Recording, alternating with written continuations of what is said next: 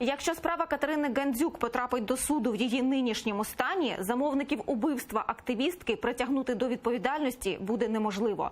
Про це заявив адвокат Катерини Гандзюк. Хоч справу перекваліфікували на вбивство, затриманим виконавцям не змінили підозру. А у попередньому звинуваченні ознаки замовлення не фігурували.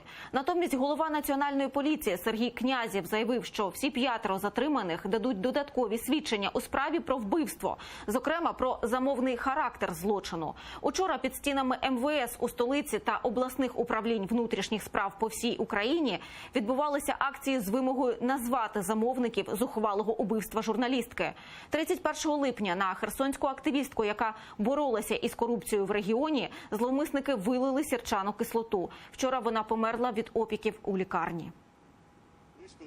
Я хочу зараз звернутися до правоохоронців, щоб було зроблено все можливе для того, щоб були знайдені вбивці, щоб вбивці були покарані, опинилися на лаві підсудних.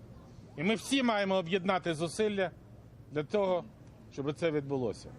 Спільно допомогти правоохоронним органам, допомогти поліції для того, щоб зло було покарано.